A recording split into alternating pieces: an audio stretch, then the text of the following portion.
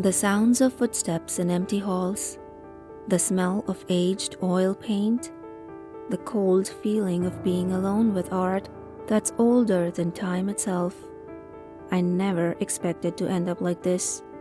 I've seen things I can't explain, and tonight I'm sharing it with you. Welcome to Narrative Strokes. Today we are listening to I am a night security guard at a museum, and the paintings keep changing. I've worked the night shift at the Halberd Museum of Art for over 5 years now. It's not a glamorous job, but it pays the bills, and the silence suits me. During the day, the museum is a noisy maze of school field trips, guided tours, and the clatter of polished shoes on marble. At night, it's just me, the shadows, and the sound of my own footsteps echoing through the halls. The museum is huge, 4 wings, 3 floors, and more art than I could ever name. Paintings, sculptures, ancient relics, you name it. There's something reverent about walking past centuries-old artifacts in complete silence. It used to feel peaceful. Now, it just feels watched. It started about a month ago. Nothing dramatic, just a detail that felt off.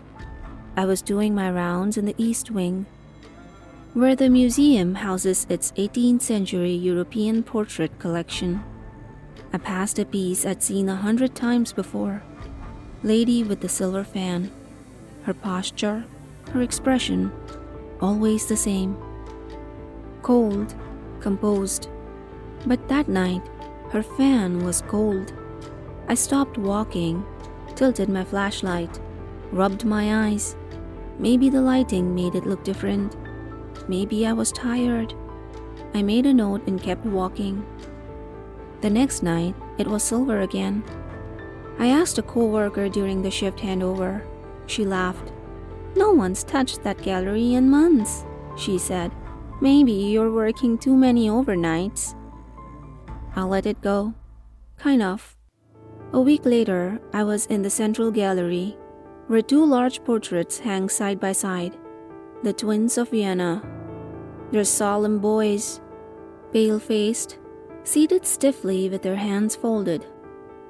Each canvas featured one of the twin brothers, painted separately, but posed in such a way that when the paintings were displayed next to each other, it felt as if they were in the same space, connected.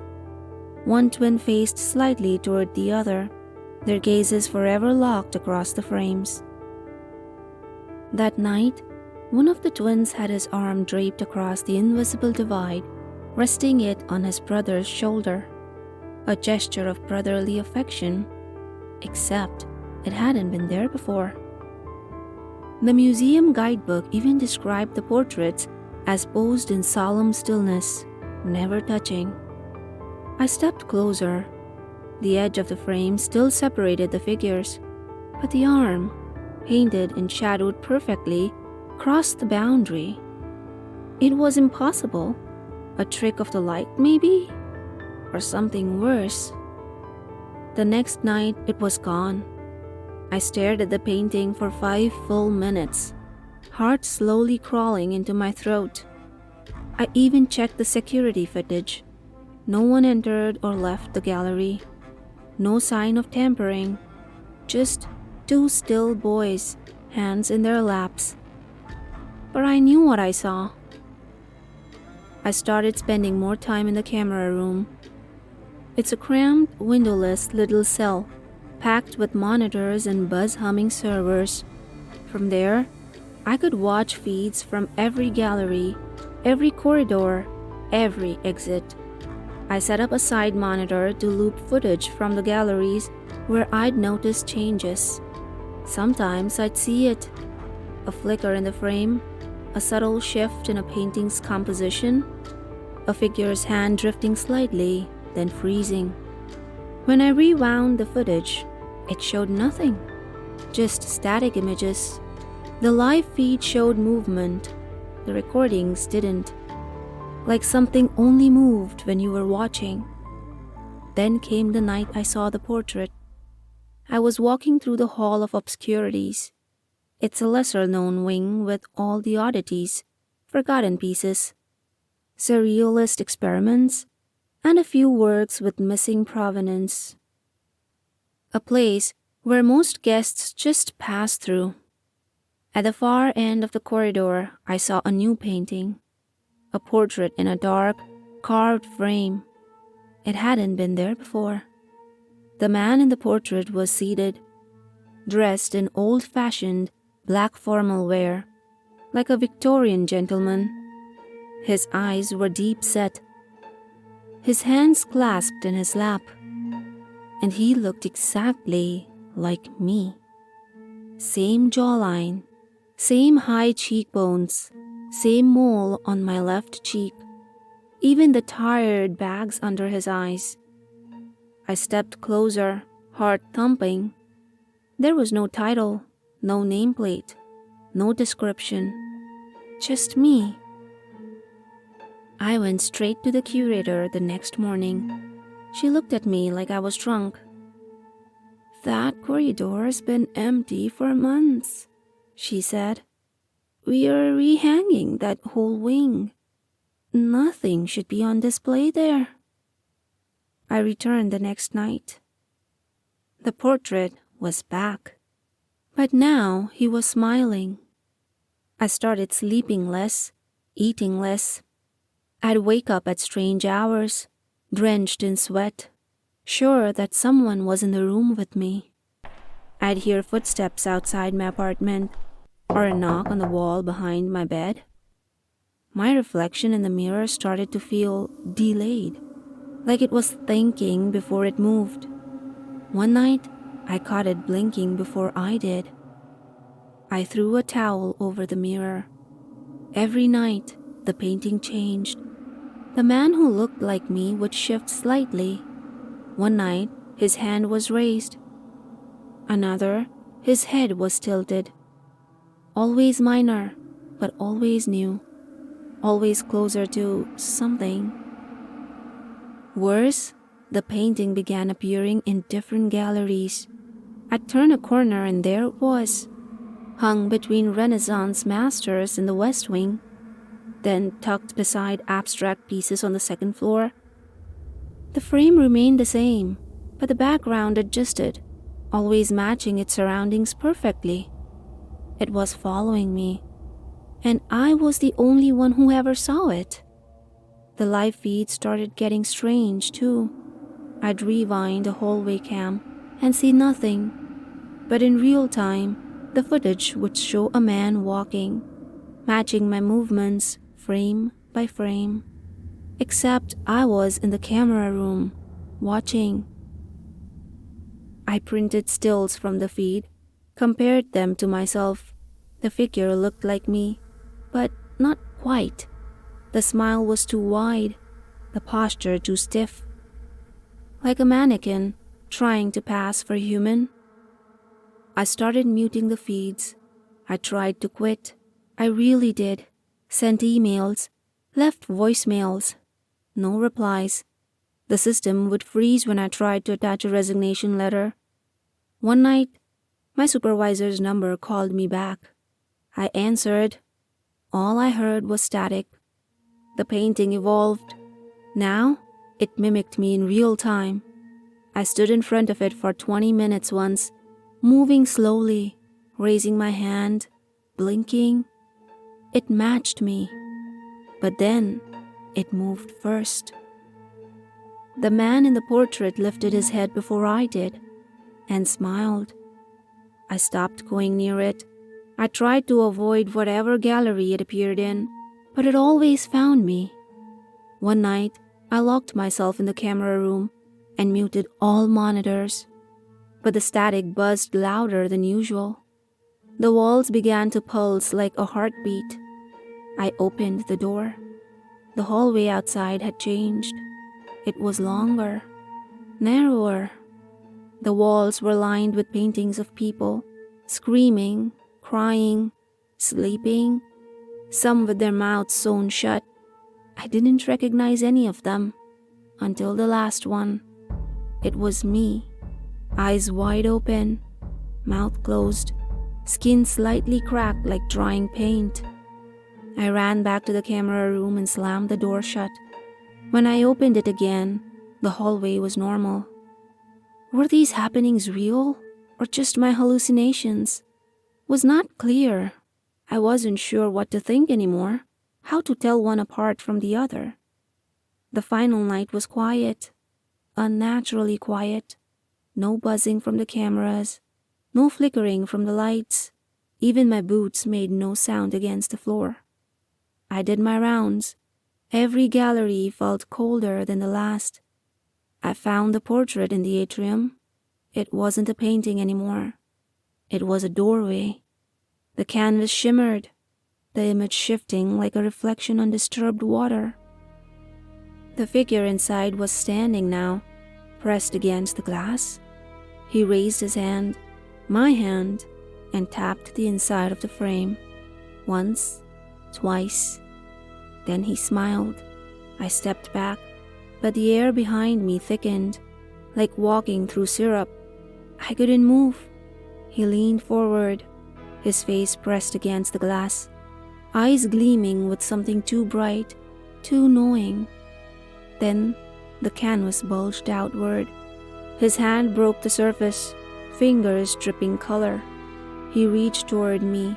I tried to run, but my legs wouldn't respond. I felt the cold grip of my own hand around my neck. He whispered something. I couldn't hear it, but I felt it. Then everything went black. I woke up in the atrium. It was morning. Lights bright, alarms off, everything normal. The painting was gone. I stumbled to the camera room. Every feed was blank. Hours of static. I went home, didn't sleep. They told me I quit. That's what the email said. We've processed your resignation. Best of luck. I didn't send anything. All my emails had bounced. Voicemail box was always full for me to leave a message. I could never get hold of my supervisor to personally hand in my resignation. But there was the email of my processed resignation. And now, I've stopped receiving shifts. My keycard doesn't work. No calls from HR. It's like I was gently pushed out the back door, without fuss, without warning. It should have been a relief. But all I feel is dread.